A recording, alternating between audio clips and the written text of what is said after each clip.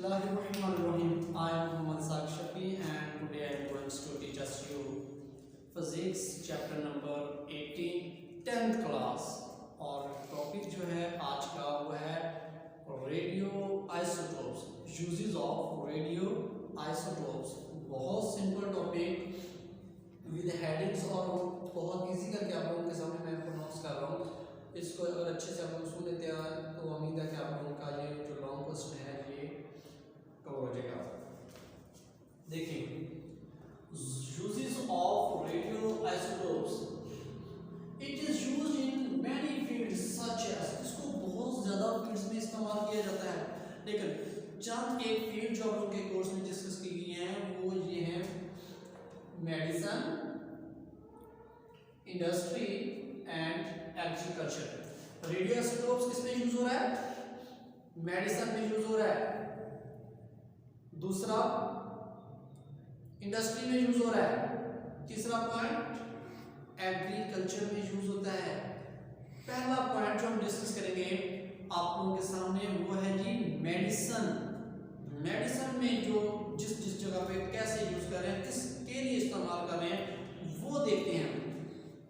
पहला जी iodine 131, iodine 131, ये simple सा पॉइंट है, इसको याद रखिएगा। ये थायराइड ग्लैंड के लिए इस्तेमाल होता है। सिर्फ इतना आप लोगों के माइंड में आयोडीन 131 आए तो थायराइड ग्लैंड के लिए इस्तेमाल होता है, ये लोगों के माइंड में फौरन क्लिक करना चाहिए। इसके बारे में देखें, radio isotopes are used for diagnosis and treatment of diseases in hospital.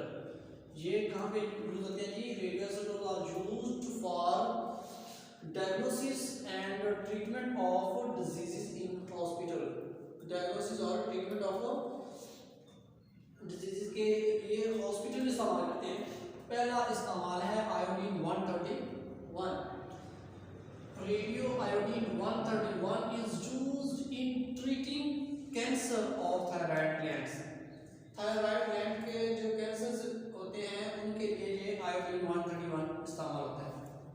ये बता रहा हूँ, iodine 131 is used in treating cancer of thyroid glands. Iodine 131 readily accumulates in the thyroid glands। Iodine जो 131 है ये readily जो है accumulate हो जाता है इसमें थायराइड ग्लैंड्स में and can be used for monitoring of thyroid function। और ये थायराइड के जो फंक्शनिंग है उसको क्या करता है? मॉनिटरिंग कर रहा होता है। क्लियर? फास्फोरस 32, फास्फोरस 32 है तो ये आप लोगों को पढ़ते ही आप लोगों के माइंड में ये आना चाहिए कि फास्फोरस 32 ये ब्रेन ट्यूमर के लिए इस्तेमाल होता है जी, ब्रेन ट्यूमर के लिए।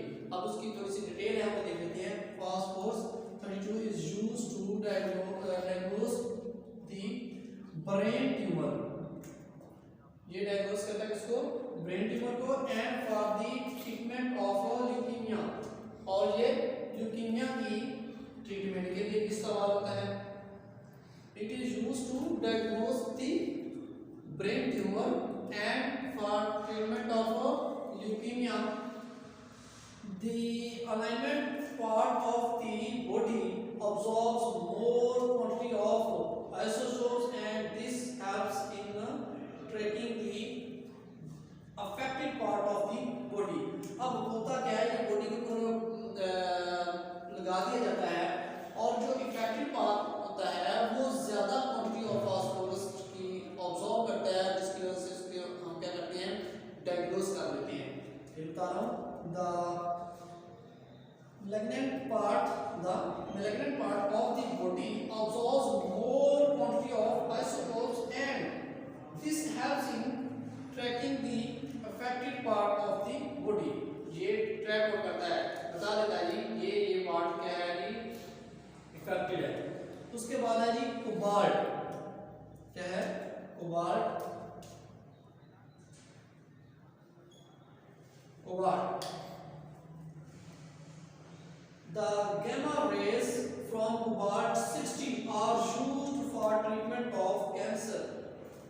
gamma rays होती हैं ये कैंसर के लिए इस्तेमाल की जाती हैं।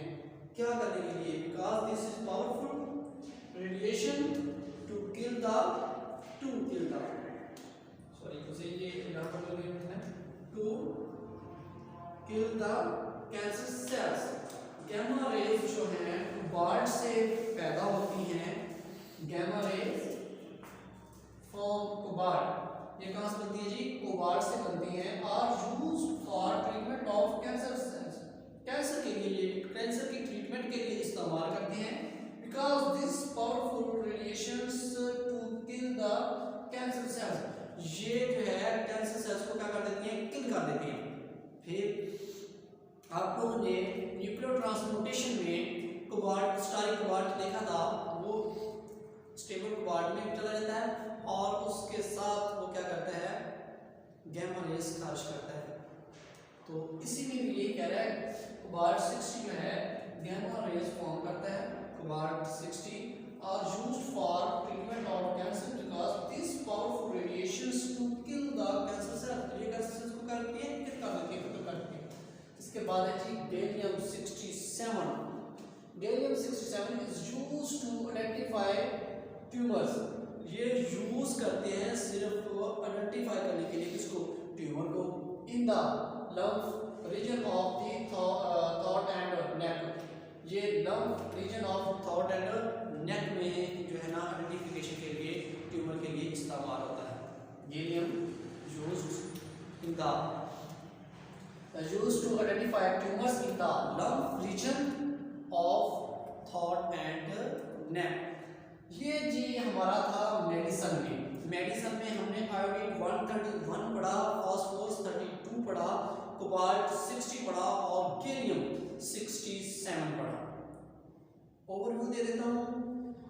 आयोडीन जो है 131 थायराइड ग्लैंड के लिए इस्तेमाल करते हैं जी, और फास्फोरस 32 ये ब्रेन ट्यूमर के लिए और ट्यूमर के लिए इस्तेमाल होता है, और कोबाल्ट गैमा रेस पैदा करता है और ये ट्रीटमेंट ऑफ कैंसर्स के लिए इस्तेमाल होता है जी, कैंसर सेल्स को किल करने के लिए इस्तेमाल करती है।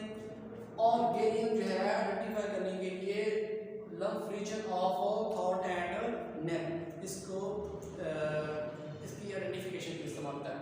अब हम पढ़ते हैं ट्रेसेस इन इंडस्ट्री। ये जो ट्रेसेस है ये इंडस्ट्री में भी इस्तेमाल होते हैं। इंडस्ट्री में कैसे जी? इंडस्ट्री में पहला जो इस्तेमाल है वो आप लोगों के पास है ये वाला। Industry traces can be used to locate wear and tear of the moving part of the machinery. Okay हो गया? Industry traces can be used, industry traces can be used to locate wear and tear of the moving parts of the machinery. ये machinery के जो moving parts हैं उनके wear tear part को identify करने के लिए इस्तेमाल करते हैं। फॉर एग्जांपल कोबाल्ट 60 इसमें इस्तेमाल करते हैं। ओके, पॉइंट नंबर 2, इसमें पॉइंट नंबर क्या है?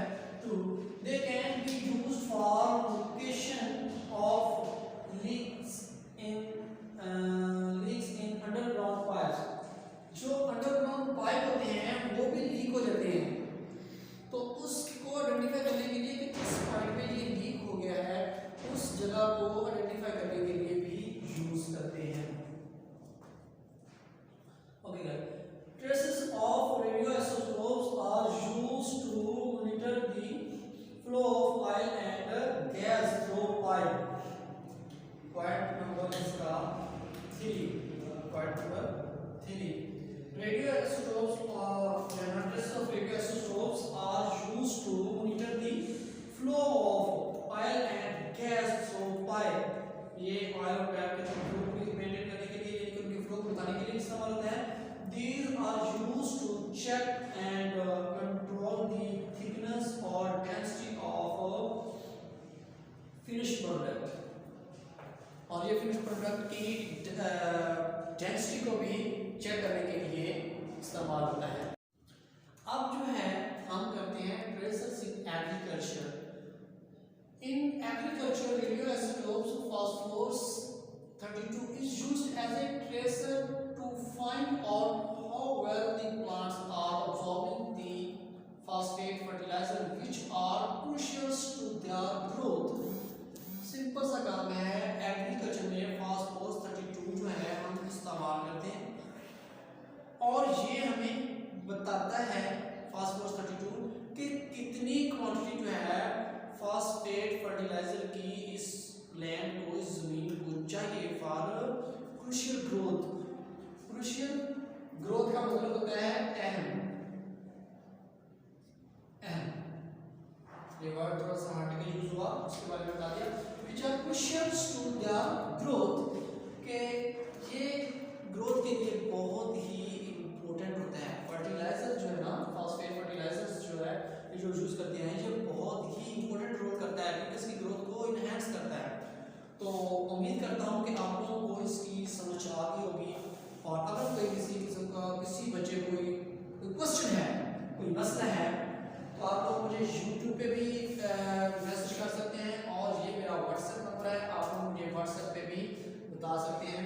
क्विक रिप्लाई चाहते हो तो 0302425263।